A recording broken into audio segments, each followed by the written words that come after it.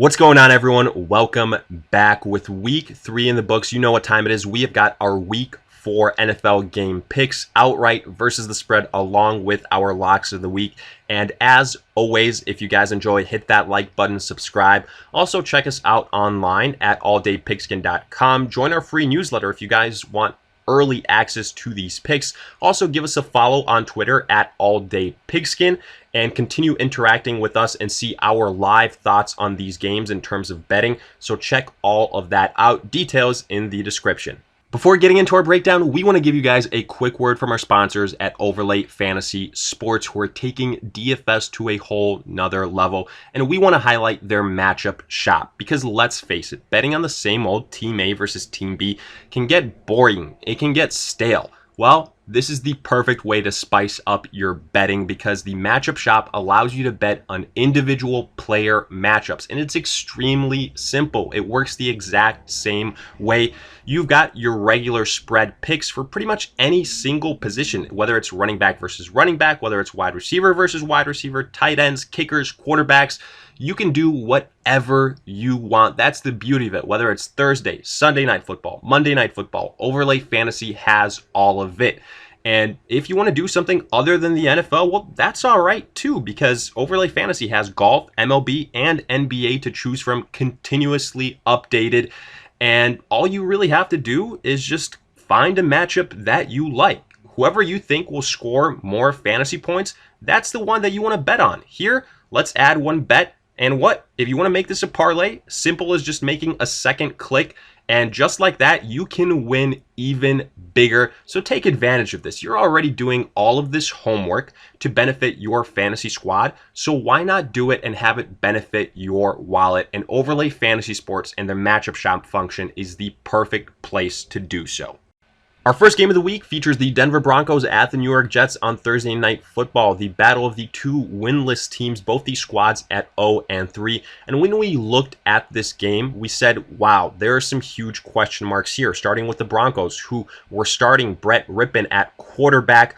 Another new week, another new quarterback for Denver. Undrafted quarterback, a huge question mark, but we still believed that with a guy like Melvin Gordon in the backfield and with a decent defense that definitely had the advantage over the New York Jets unit, that the Broncos would be able to ride that game plan to a victory. And if you guys want early access to these Thursday night picks, then all you guys have to do is, give us a follow on Twitter at alldaypigskin, where we will be releasing our thoughts on these games. But even better, sign up for our free newsletter at alldaypigskin.com. and you'll get early access to these picks. So if you haven't done that already, then do so. But basically, what we said getting back to this matchup is that the New York Jets, they had just been making too many mistakes. Sam Darnold looks lost, and with all those injuries offensively, it's almost a wash, even though the Jets should theoretically have the edge there with a more experienced quarterback. And that Jamison Crowder did suit up, so that was nice to see. There were some options there. But overall, that Denver defense proved to be a little bit better. Now, Rippon did try to almost give away the game to the Jets a couple times, several turnovers, but the final score was probably a little bit not so well indicative of how close it was, because if it wasn't for that breakaway touchdown from Melvin Gordon, this would have been a 2-3 point type of possession. And our picks were actually Denver outright because we believed that the Denver defense would ultimately win out and that Darnold wouldn't be able to get out of his own way. But at plus 2.5 at the time, we actually liked the Jets on the spread. And again, if it wasn't for that late garbage time touchdown by Melvin Gordon, we would have hit on that. But instead, it's all right. We go 1-1 to kick off the week. Getting to Sunday, we begin with the Indianapolis Colts at the Chicago Bears. The Colts, 2-1, took care of business versus the Jets like we all knew they would. And then the Bears, 3-0, still undefeated against all odds after coming back against the Atlanta Falcons. But the biggest storyline here, honestly, is the fact that the Bears have seemingly moved on from Mitch Trubisky in favor of Nick Foles. And while this was unquestionably so the correct decision, as we had said before, after week 1, after week 2, that even though Trubisky was undefeated, this Bears offense did not look good and he was not taking the steps needed to progress. So That's a good call by the Bears. But honestly, folks, we're here to tell you that Foles isn't necessarily a huge upgrade at that position. Foles is, again, another game-managing quarterback. Regardless, though, he is a slight upgrade, does bring some more experience to the position, and also makes less mistakes, which is what the Bears ultimately need. But as far as this matchup is concerned, we're first and foremost a little bit surprised that the Bears are underdogs at plus 2.5, because this is the type of matchup where Phillip Rivers will have to make one or two plays to ultimately lift the Colts to a victory. They won't be able to just rely on the rushing attack with Jonathan Taylor, as this is a good Bears defense. And usually in those type of matchups, in clutch situations, when Phillip Rivers has to make that one play, it usually results in a turnover or in a letdown, and I think that's what we could see here late in the game. Whatever happens, I don't think that this game will be a blowout one way or the other. I think it'll follow a typical Bears script, a typical Phillip Rivers script. It will be close, probably lower scoring, around 23-20, something like that, and both teams will have a chance to win. If it's the Colts, Rivers will be driving down after having committed a couple of turnovers and then probably make one too many mistakes, and the Bears defense will come out on front. But let's dissect this offensively, because both teams are dealing with some injuries. The Colts losing Michael Pittman Jr., so it's pretty much T.Y. Hilton and Zach Pascal, and then you've got your tight ends and, a good slew of running backs, still a good offensive line. Overall, I do like the Indianapolis offense better, but I do think it comes down to which quarterback makes less mistakes, and I'd probably put my money on Nick Foles. The Bears will be without Tariq Cohen. That is a loss, but I do believe that David Montgomery will be able to handle a bigger workload on this offense. And ultimately, defensively here, I think that the Bears defense is good enough to help Nick Foles out and give him a couple of breaks that the Colts won't be able to do for Rivers. So for that reason, in a game that I anticipate will be very close, very back and forth, I give the edge to the team with the better defense and with a quarterback that I believe will make less mistakes. That is the Chicago Bears. Thus, I like them outright, and since they are underdogs on the spread at plus 2.5, I will also take them there. Next up, we've got the Jacksonville Jaguars at the Cincinnati Bengals. The Jaguars 1-2, coming off that hugely disappointing loss to the Dolphins on Thursday night. Blowout, really, while the Bengals 0-2-1, coming off the first tie of the year versus the Eagles, as overtime was not enough. But let's look at the matchup here itself, starting with the Jaguars, because I actually think the game we saw versus the Dolphins on Thursday could be a very accurate representation of what we could expect from the Jaguars this entire season. As we have seen before, that yes, the Jaguars can go ahead and surprise some teams and stay in games for longer periods of time than we anticipate, but ultimately they're also very capable of just falling flat and being wildly inconsistent. And ultimately, the reason for that is because Gardner Minshew is still far from a finished product. And funny enough, we can make the same exact case for Joe Burrow on the other side for the Bengals, as he's even less experienced than Minshew, and he has the disadvantage of not having a preseason this 2020 season. But other than that, that's where the similarities kind of end, because we think the Bengals have far more offensive weapons than the Jaguars. You've got Boyd, you've got A.J. Green, Higgins, Mixon, Bernard. Whereas for the Jaguars, outside of DJ Shark, who did miss last week, and we should mention is expected to play now, which is a nice boost for the Jaguars, and James Robinson, they don't really have anyone offensively you can rely on every single week. Now, we do have to give the advantage here in terms of weapons to the Bengals, and that should be a big deal because that is a huge benefit to young quarterbacks, especially when neither one of these defenses really scares us all that much, and points should be aplenty here.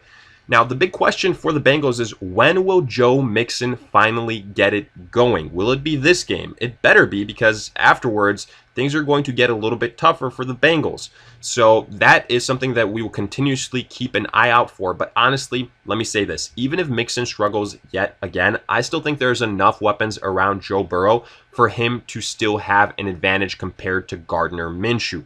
And since I see both these defenses as a wash, and since I can accept that both of these young, inexperienced quarterbacks will leave plays on the field, that they will make mistakes, I'm just going to go with the team that I think has the better core of offensive playmakers. To me, that is the Cincinnati Bengals.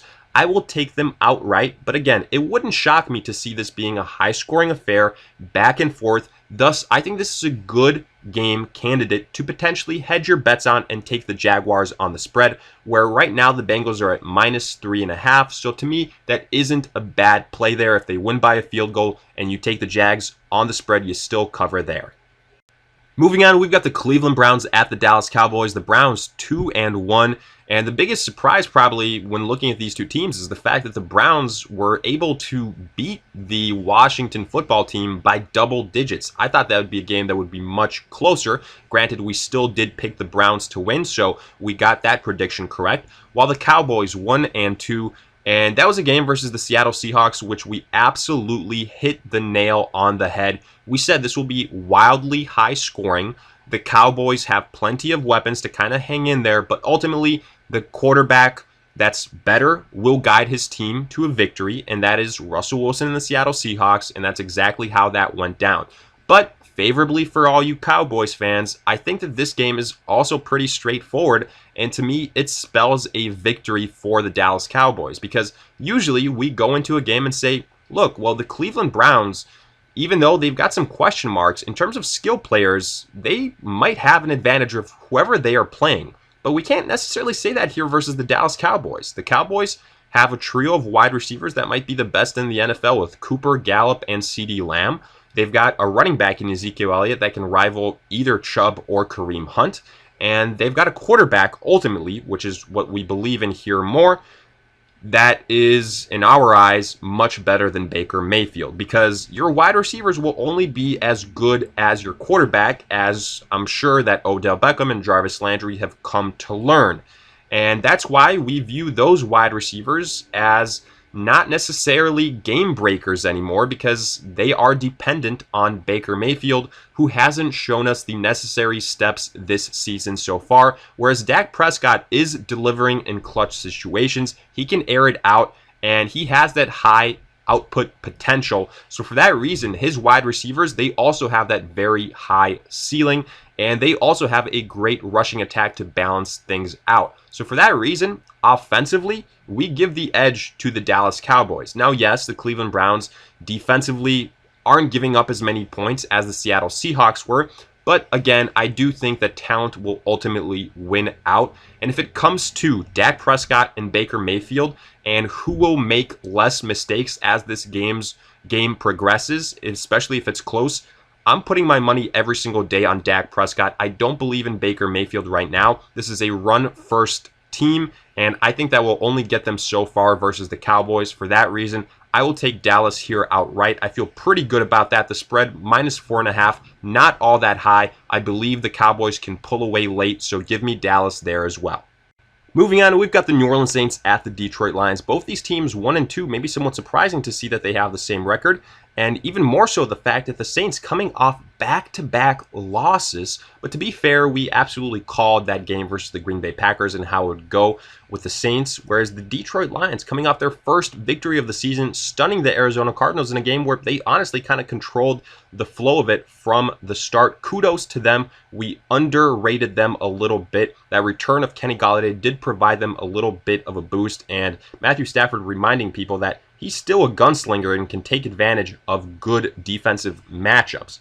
But when we look at this matchup in particular here, let's also acknowledge the fact that the Saints could be getting their own big name wide receiver to return in week 4. Michael Thomas could potentially be suiting up here, and he's arguably one of, if not the best wide receiver in the NFL. So you better believe if he returns, that will be a boost for the New Orleans Saints. As we've seen in his absence, this offense not quite the same, pretty much have been forced to use Alvin Kamara as their primary wide receiver. And, you know, not that that's a problem per se. In terms of stats, Kamara has been putting it up, but you can kind of still see that element that they would have offensively, that threat with Michael Thomas in the lineup, hasn't quite been there. And honestly, though, even if Michael Thomas didn't suit up here, I would still give the slight edge to the New Orleans Saints. Now, I do want to obviously state that if Michael Thomas plays, I would feel much better about the New Orleans Saints and their chances to win. And let me point out the other reasons why, however, why I would still be picking the Saints real quick. So first and foremost, this New Orleans Saints defense is much better than that of the Arizona Cardinals, and I do think we will see them rebound here. Also, and I think here the biggest thing is that in order for the Lions to get that victory over the Cardinals, which ultimately ended up being relatively close, it required Kyler Murray to have an absolute implosion in terms of turnovers, and I just don't think we're going to see that from Drew Brees, regardless if he has Michael Thomas or not. And when's the last time you saw the New Orleans Saints lose 3 games in a row? I give them the head coaching advantage as well. For that reason, I'm taking the New Orleans Saints here. Yes, it could be a very high-scoring game because ultimately you got to give credit where credit is due. Matthew Stafford can still sling it. Kenny Golladay, Marvin Jones, and TJ Hockenson, all viable threats, and he will get his versus the Saints defense. But ultimately, I do think that the Saints will be able to make some plays defensively. And more importantly, offensively, I've got a little bit more belief in Drew Brees than I do in this Detroit offense. I think they've got more X factors here, especially guys like Thomas, Alvin Kamara. So give me the Saints to win this game. I will take them outright. On the spread right now, Detroit plus 4.5. If Michael Thomas plays, I would also take the Saints there, so keep an eye out for that. Next up, we've got the Seattle Seahawks at the Miami Dolphins. And for Seattle, still undefeated at 3-0, took care of business versus the Dallas Cowboys. Very entertaining game, very high scoring back and forth. Ultimately, the better team offensively, the better quarterback led his squad to a victory with Russell Wilson as he continues to play at an MVP level week in and week out. Then the Miami Dolphins, they're 1-2 coming off their first victory, as we saw classic vintage Ryan Fitzmagic show up, and we got a nice little feel-good victory versus the Jaguars. But looking at this matchup, let's be completely honest here. The Seattle Seahawks are favorites with good reason. In fact, I'm shocked that they aren't higher favorites. The Miami Dolphins only plus 6.5. I thought that number would be over 7. Now, yes, the Seattle Seahawks have been giving up a lot of points defensively, but I think we could see a little bit of an end to that here versus Ryan Fitzpatrick, who, even though he has some great moments where he is absolutely sensational, we've also seen him be pretty inconsistent. And if the Dolphins want to have any sort of chance versus the Seahawks, Fitzpatrick will literally have to be perfect here. Because for our money's worth, the Seattle Seahawks are the best team in the NFL. Russell Wilson, right now, the front runner for MVP. And yes, it's early in the season, but he is absolutely sensational.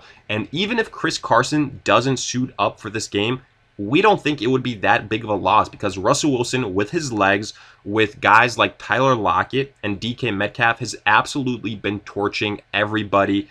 And I don't think that will change versus this Miami defense, which doesn't scare me one bit. I don't think there's anybody that can stop Russell Wilson. The guy's absolutely electric. He can do it all. He is the most clutch quarterback in the NFL. And yes, the Miami Dolphins have some nice pieces too, Devontae Parker, Preston Williams, but not quite at the same level as the Seattle Seahawks. Quarterback advantage obviously goes to Seattle here. On paper, this should be a lock. I will take the Seattle Seahawks.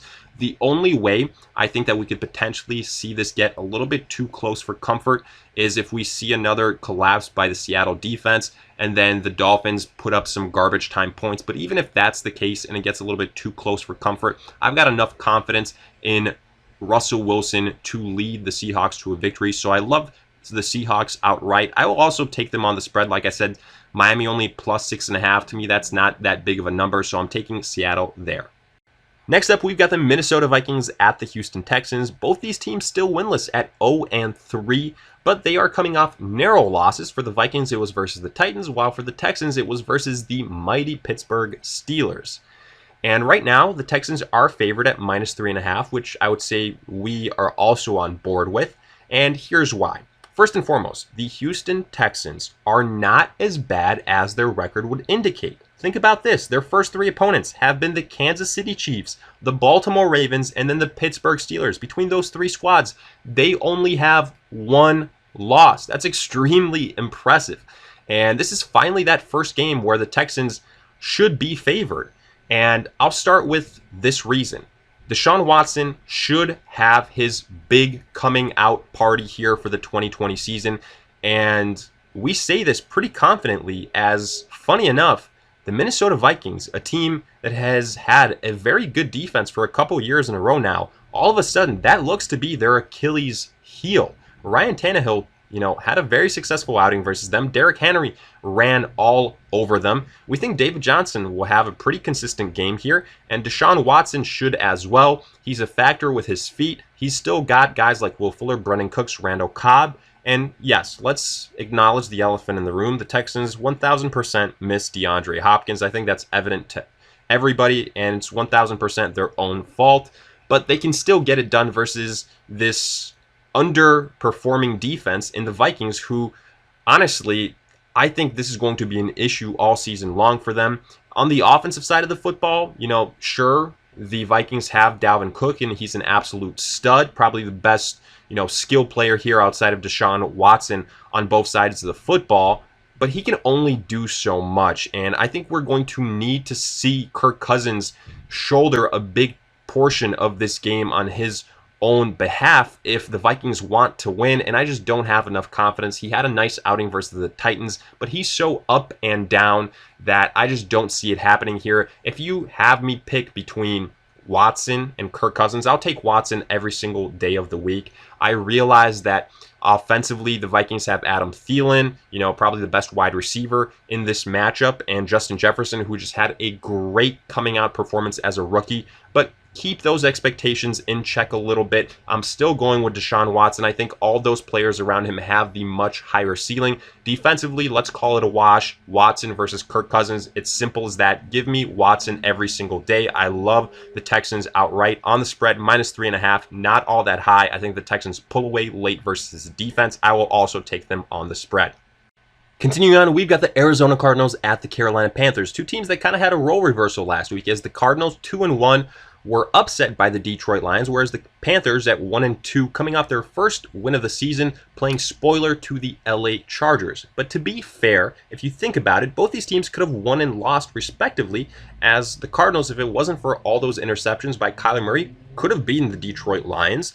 And the Panthers, if it wasn't for a last-second fumbled lateral by Austin Eckler, they would still be winless. So we only point that out to recognize that what we saw last week is more so a short-term blip probably than a long-term pattern. And here, let's not overthink it. We expect the Cardinals to bounce back. Now, yes, there is a potential for a high-scoring affair because the Panthers' defense is god-awful. In our opinion, the worst in the NFL, and the Cardinals defense last week didn't look all that great either. So even without Christian McCaffrey still, Teddy Bridgewater could get some points against them. But if we call that a wash in terms of two bad defenses, and we look at the offenses, it's a no question. I will take Kyler Murray and the Cardinals every single day of the week. And we said it last week in week 3.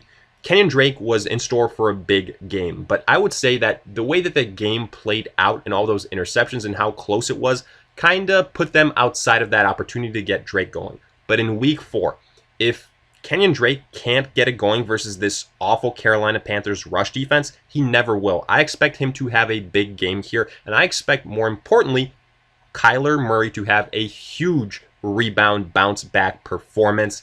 And for the Panthers, yes, Teddy Bridgewater might get some opportunities, might get some garbage time points, and DJ Moore and Robbie Anderson are two nice pieces. And Mike Davis, had some nice moments last week. He's still not Christian McCaffrey, and Teddy Bridgewater isn't in the same conversation as a Kyler Murray. Just keep those two things in mind. Teddy Bridgewater also, if you compare him to what the Lions did, he's not in the same conversation as Matthew Stafford either. This is still an offense with a lot of problems, and they needed a lot of things to go their way to beat the Chargers last week. I think the Cardinals take care of business here easily. This should be a high-scoring affair. I think the Cardinals pull away late, and, maybe the Panthers get some garbage time points to make this respectable. But overall, I will take the Cardinals outright. I think they bounce back here. And the Panthers at +3.5, that spread isn't all that big. I'll take the Cardinals there too. From there, we've got the LA Chargers at the Tampa Bay Bucks. The Chargers at 1-2, coming off that narrow defeat to the Carolina Panthers while the Bucks 2-1 taking care of business versus the Denver Broncos. And if you look at this matchup, I would say the thing that the Chargers have going for them the most is probably some of the injuries that the Bucks are dealing with. Chris Godwin, Leonard Fournette. But even if those guys are out, which it's probably trending that way, the Bucks still have a Mike Evans. They still have a Ronald Jones, who I would say when it's a clear-cut number one running back that can get his mojo going for that team, they're probably better offensively, and they've still got that plethora of tight ends, and most importantly, Tom Brady, who will be going up against Justin Herbert. That is a tall task for the young rookie. And we realize and we admit that with Herbert under center, the Chargers are a better offense. They've got a higher ceiling in terms of scoring, and all those weapons are that much more dangerous.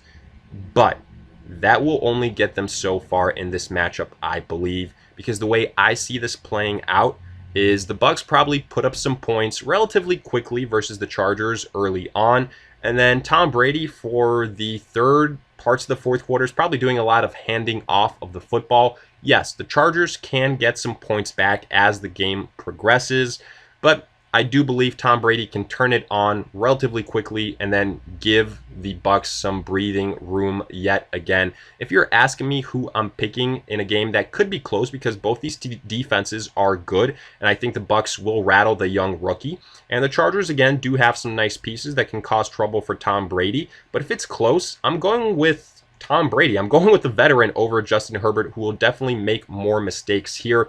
So I love the Bucks outright. Now, you could talk me into taking the Chargers on the spread, especially if this is a lower scoring game, as the spread is at -7.5 for the Bucks. But again, I think that Brady's experience and the inexperience of Justin Herbert here will be a combination enough so for the Bucks to win by close to double-digit points. So I will also take them on the spread. Moving on, we've got the Baltimore Ravens at the Washington football team. The Ravens coming off their first loss of the season, where they got thoroughly dominated at 2-1 versus the Kansas City Chiefs, while Washington at 1-2 coming off another loss, this time to the Cleveland Browns. And usually when you hear your own coach say that the quarterback is the guy that's holding back the team the most, well, that's where you've got an issue. And that's exactly what we've seen with Washington, as Ron Rivera has called out Dwayne Haskins. And this team can only go as far as their quarterback will take them. And let us tell you, that ain't that far, because Dwayne Haskins is probably not the answer for Washington at the quarterback position. And we told you this before the season started. Don't be shocked to see Haskins pulled and replaced, by the midpoint of the season. Now, let's treat this as a game where Haskins is starting. Obviously, no shocking decisions have been made about that position at this point in time. So right now, it's Lamar Jackson versus Dwayne Haskins. And I expect the Ravens to come out with a point to prove here and to put their best foot forward after getting embarrassed versus the Kansas City Chiefs, which means Lamar Jackson is going to dominate Washington. And even though Washington has a good defense, they're going to be without Chase Young in this matchup. And if it wasn't hard enough to contain Lamar Jackson already, well, now it's even that much harder. I think Lamar will run all over this team. Yes, the spread is big at +13.5 for Washington, almost 2 touchdowns. But hey, if the Cleveland Browns can beat Washington by double-digit points, I expect the Baltimore Ravens to have no problem to do so either. I am taking the Ravens as a lock to win outright here. Haskins cannot keep up with the pace of Lamar Jackson. The Ravens defense is good. It will cause problems for Haskins. And again, he just hasn't shown us that improvement. I love Baltimore, and I will also take them on the spread. It's a big number, but again, Washington doesn't scare me all that much. Continuing on, we have got the New York Giants at the LA Rams. The Giants 0-3, getting absolutely embarrassed by the 49ers. We thought that game would be a lot closer. We believed that with the 49ers being banged up, that the Giants would have a chance, but they just failed to show up. Then the Rams, they're also coming off a loss at 2-1, but it was versus the Bills. No shame in that. And honestly, it was a game where the Rams had a huge comeback, and if it wasn't for a questionable pass interference call at the end of the game, they could have been victorious. So hey, the Rams could be an average to an above average team this year. Could even contend for the playoffs. And in this matchup, they should rightfully be favored. They have got one of the biggest spreads of the week. favored at minus 12.5. Now, potentially here, I would take the Rams on the spread as well. I love them outright on the money line. Let me make that clear. Right now, I think they're the better roster from top to bottom. I will say I don't think Daniel Jones will have as bad of a game in week 4 as he did last week versus the 49ers, but it's clear to see that the Giants still dearly miss Saquon Barkley and Sterling Shepard, and it'll probably be another week or so until they kind of get their groove back. But Daniel Jones still has some nice pieces in Evan Ingram, Slayton, and Golden Tate. But he's still clearly a young quarterback that has got room for improvement. Whereas Jared Goff, even though he's far from a finished product, we give them the advantage in terms of experience, and in terms of weapons, he's also got a great tandem in Robert Woods, Cooper Kupp. He's got Higbee there, and Darrell Henderson was the nice surprise from last week, the hot hand at running back. I anticipate he will have a relatively successful outing. This Giants defense does not scare me really one bit, whereas the Rams defense, look, Aaron Donald, Jalen Ramsey, I think these two guys will impact Daniel Jones, and there will be some turnovers from that side of the football for the Giants. So I give the advantage pretty much from top to bottom to the LA Rams. Give me them to win this game outright, no question about it. I'll also tentatively pick them on the spread. I don't like picking a team to kind of get blown out 2 weeks in a row. But like I said, I think the Giants still about a week or two removed away from getting this new feel offense without Saquon Barkley on the roster together and a little bit more compatible. So I'll take the Rams at minus 12.5 also on the spread. Next up, we've got the Buffalo Bills at the Las Vegas Raiders. The Bills 3-0, undefeated, taking down the Rams last week. Josh Allen continues to play great, and even though he took down some really bottom-of-the-barrel defenses the first 2 weeks in the Jets and the Dolphins, he showed he could get it done versus tougher competition in the Rams. While the Raiders, 2-1, losing to the Patriots, we kind of saw, kind of like how we expected, that they weren't quite as good as their undefeated record would indicate. But as far as this matchup in it of itself, look, I'm not saying that the Raiders can't for a while keep pace with the Bills and maybe are a little bit of a sneaky team, but right now in week 4, they are so injury riddled, especially at the wide receiver position, and the way that Josh Allen is playing with guys like Diggs, and even without John Brown, you've still got a Cole Beasley in there. He's just airing it out so well. He's taking that next step, and what he can do with his legs, how we saw Devin Singletary step up. This offense right now, the arrow is pointing up, and I'm not quite sure that the Raiders will be able to stop them or, as a matter of fact, keep pace with them. And that's the real issue here for me. With Ruggs and Edwards out for the Raiders, that's their top 2 wide receivers. They're really going to need to rely on guys like Renfrow and Darren Waller. Josh Jacobs will need to have a big day, and I'm not sure he can do it versus this pretty good Bills defense. So for that reason, I have to give the edge to the Bills here. Maybe it's a little bit closer than we'd like for the first 3 quarters, something like that. But then I do believe the better overall team will win. The Bills defense also pretty good. Yes, they gave up a large lead versus the Rams, but ultimately they were able to offensively wake up and get the victory. And I do believe Josh Allen is that X factor that can do it once again. I will take the Bills in this matchup. I think offensively, they're just the better overall team. Defensively, maybe a little bit better as well. So for that reason, I like them outright. On the spread, the Raiders plus 2.5. In my opinion, that spread is not big enough. Just a field goal would have the Bills covering. So for that reason, I'll take Buffalo there too.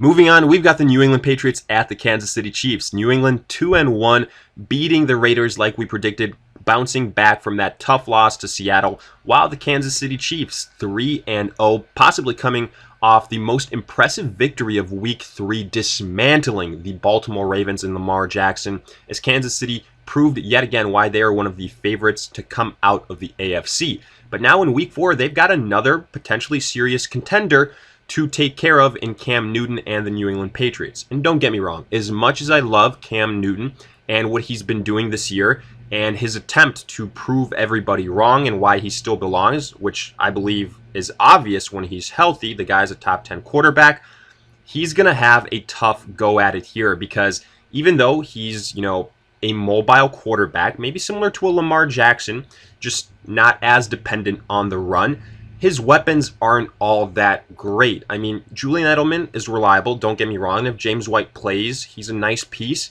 But when you compare that to what Patrick Mahomes has in Tyreek Hill, in Travis Kelce, in Clyde Edwards-Helaire, from time to time Mecole Hardman and Sammy Watkins, even if they're not the most consistent pieces, you got to give the edge to Patrick Mahomes here. And honestly, even if you want to call these defenses a wash, which I don't necessarily think is the case, but regardless, I give the edge to the Chiefs here because I think their game plan in Week 4 will be relatively similar to what they did in Week 3 versus Lamar Jackson, because after all, Cam Newton is still a run-first type of quarterback. That's what makes him so dangerous. So if they can take that away, then I think they have the advantage. Now, Cam is a better passer than Lamar Jackson, no doubt about it. But if you're looking at just the passing aspect of this game, you give the edge to Patrick Mahomes. That's why I like the Kansas City Chiefs here. I wouldn't be surprised if the Patriots, just because of their head coaching and their knowledge of other teams, and with the knack that Bill Belichick has to take away some of your best weapons, keep this game close for a little bit.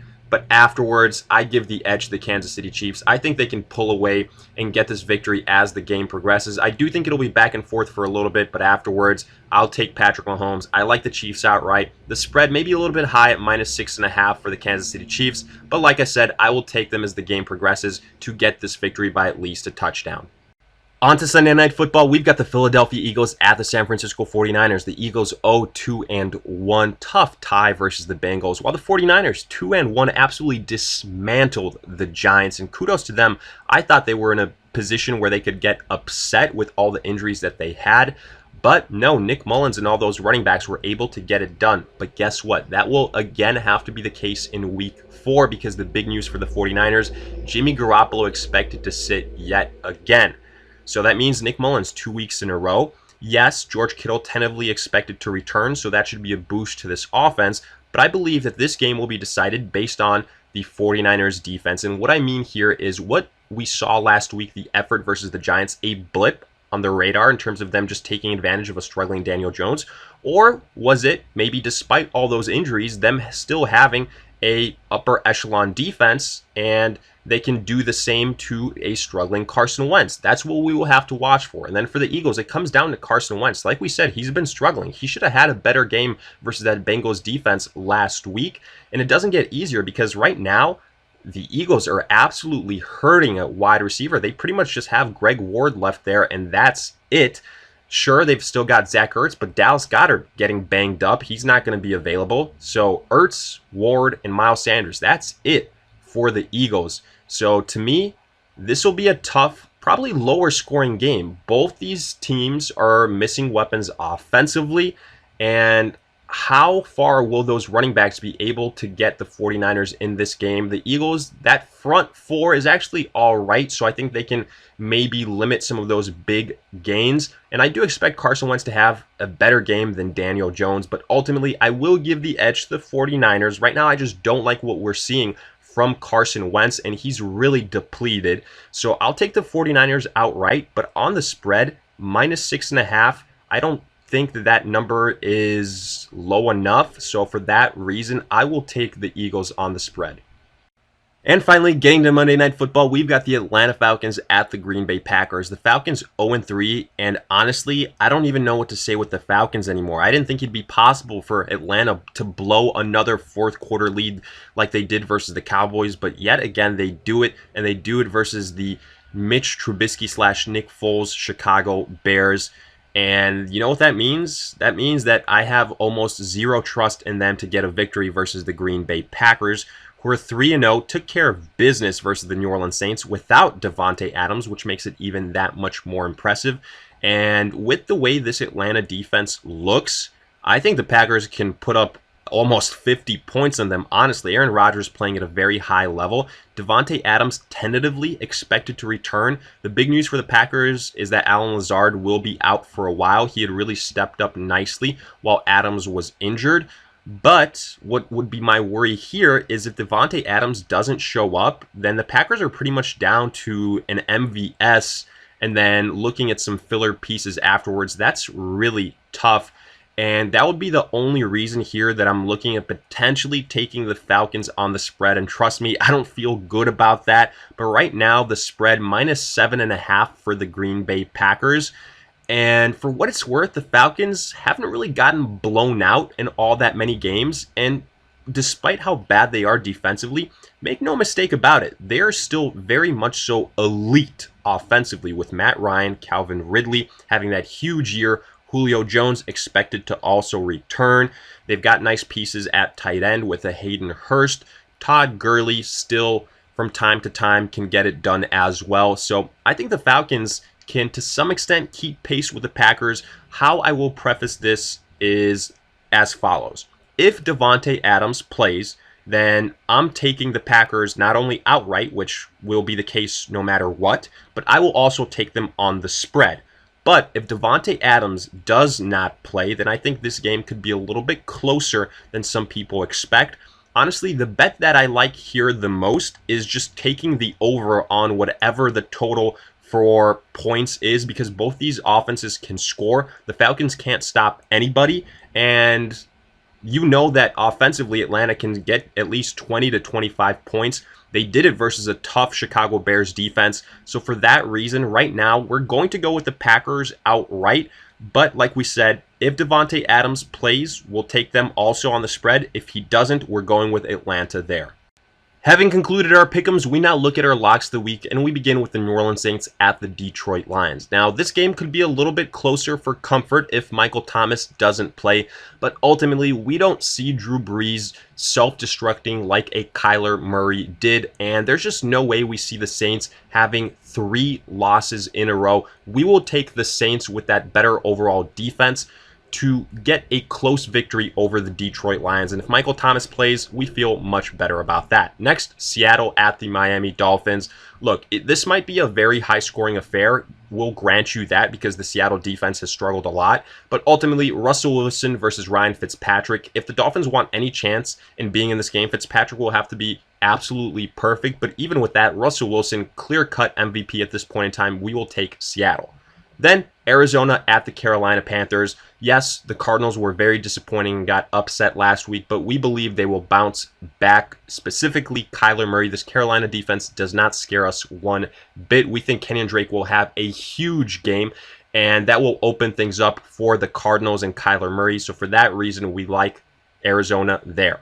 Afterwards, the Chargers at the Bucs. Simply put, Justin Herbert versus Tom Brady. Yes, the Chargers defensively have some nice pieces, but this Bucs offense is loaded. Even without guys like Fournette and Chris Godwin, I expect them to get the job done. This Bucs defense will do a good job of stifling the young rookie. Following this, Baltimore at Washington. Give us the Ravens all day long. Dwayne Haskins doesn't scare anybody, not even his own coaches. The Ravens are going to put their best foot forward after getting embarrassed. I expect Lamar Jackson to run all over Washington. And then finally, Atlanta at Green Bay. If Davante Adams plays, we believe this is even more so of a lock. But ultimately, Aaron Rodgers versus this Atlanta defense, we take the Packers there. So with that, we wrap up this week 4 NFL game breakdown. And as always, if you enjoyed, hit that like button, subscribe. Also, let us hear it in the comment section. Did you agree, disagree with these picks, along with any other questions you might have? We will do our best to answer them. And in the meantime, if you guys want early access to these picks, extremely simple. All you have to do is go to alldaypigskin.com and join our free newsletter. You will get these selections prior to Thursday Night Football. And also give us a follow on Twitter at alldaypigskin to interact with us live as the week progresses and get our thoughts on these lines and on these games. So check that out. All the details in the description. But in the meantime, we'll see you guys in future videos.